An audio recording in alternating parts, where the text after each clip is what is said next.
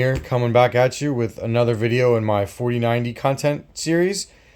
The 4090 is ginormous. It is huge. It is the largest graphics card ever conceived by humanity, at least that we know of. And getting it to fit in cases has proven to be challenging, to say the least. And a lot of cases can't fit. So as I've been releasing my cable PSAs and my other videos, so many people have asked me, they're like, Krootman, what is your case? So I am going to go over this beauty. It is the Fantex P600S Eclipse. And let me tell you, this case is incredible. So a quick backstory to how I ended up with this case. I was originally building a 3090 PC, and I wanted the biggest, the best case with the best airflow I could possibly find. And at the time, I read that cases that had mesh openings in them were very good. And I didn't really know that much about computers, so I honestly just stumbled onto this case. And that was over 2 years ago.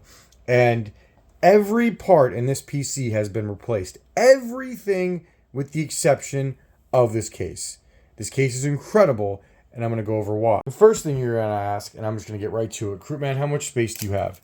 You have approximately almost 3.5 inches of clearance between the case, between where the fan sits and where the GPU is. I mean, you have this much space, which is plenty of room. Now, with the Strix, I'm assuming you probably have about half of that, but that is still plenty of room to breathe. And then if you look at the bottom, you've got this much space. I'll measure it in a second, but I just want to let you see how much clearance you have in the bottom. There's plenty of room for this GPU to breathe. You can see this is a big case. There is a ton of room for that GPU to breathe. And even with this CPU cooler, my DH15, the largest CPU cooler you can buy on the consumer market anyway, it's great. I honestly love this case. There's no frills in it. I don't really like a lot of RGB. I have my RGB on my motherboard turned off, which is personal preference. But if you wanted to, you could deck this thing out pretty well. I personally just use the 3 case fans it comes with. It comes with 3 of these, and they're pretty good fans. They're 120s. They're no frills. They're solid DC fans. And I've got a big giant Noctua fan in here to give me cooling. And it's honestly, the airflow in this thing is great. You can see there's plenty of room in the back, and there's a giant spot for a big fan. You can put a different fan in if you want. And then let me show you some of my favorite parts about this. All right, right here, this is my favorite part. Let's pull this off. It's mesh, and it gives you so much room to breathe. I honestly just leave the mesh on, or leave this panel off, and I don't even use it. And another cool thing is it's easily taken off to be cleaned. I just cleaned it kind of haphazardly. It does get dusty, but you know, that's with anything. And then right here, as you can see, this top part comes off too. Gives you so much room to breathe. And between the mesh here and the mesh here, my GPU at full load, if I have this fan on half speed, because I don't really want to make it into a jet engine, and I have these at about 30 to 40%, you're looking at temperatures in the very low 60s. And if I cranked this to full blast, which I tried, it's jet engine loud, but this thing under full load was getting 45 to 50 C, which is crazy for a 49. I mean, it's crazy for any graphics card, to be honest with you, but it just goes to show how you get a lot of space in this case. And another thing I can't really show, because this is glass and glass doesn't film well. You can get these with tempered glass or non-tempered glass. People wanted to know how much give there was with this cable. So you can pull the cable in if you want. I prefer it like this. And there was about, I want to say, like a little bit of a gap, and the cable might get pushed a tiny bit, but look at how far I have it out. So it's not like I'm trying to smush it in or anything, which you don't have to, which is one of the other things I love about this case. And it's got this cool bracket where you can just push it in or out just to help it stay steady and look nice down there. Again, please excuse the dust. I tried to clean it out a little bit. And another cool thing is it has these parts where you can slide cables in and out of. As you can see, I did it right there.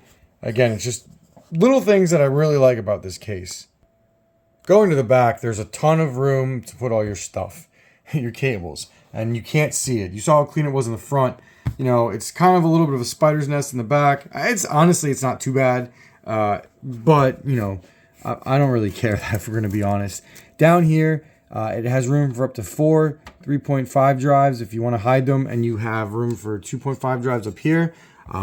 I needed some big drives, some RAID drives to film all my content, back some stuff up, and these are rated, and they fit in here just fine. You can't even see them. Now, if I had to go with some downfalls of this case, it's not the cheapest case in the world. Amazon has it for about $189 USD, which is about what I pay, a little less than what I paid. I will have a link, and it will be an affiliate link. So if you do pick it up from Amazon, which is where I would recommend picking it up, only because they have free shipping if you're a Prime member.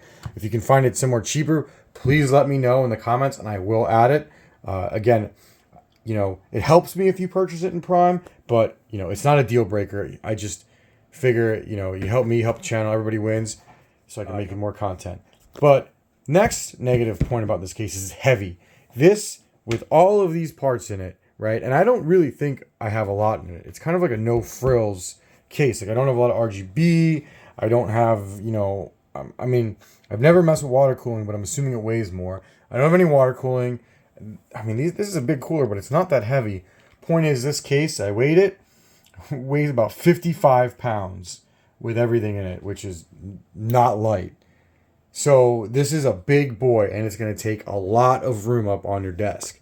But again, if you're looking for a case that holds your 4090 comfortably and you don't care about the space, which, as you can see, its profile isn't too crazy.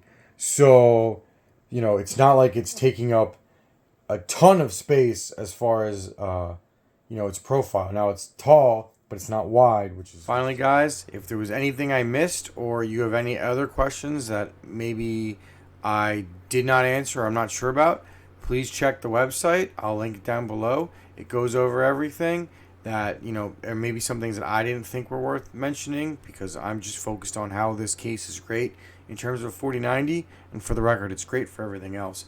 But it goes over the airflow paths, goes over, you know, the full dimensions of the case, how you can break the case down, goes over what kind of fans it can support, and it even goes over the amount of hard drives you can put in, which is actually another cool thing about this case. You know, when you're done using it as a gaming PC down the line, you could actually just use it as a server case, because you could fit so many drives, so it beats buying like a NAS case or something else. You know, it keeps e-waste out, and it's just better overall to not spend money on something when you already have something.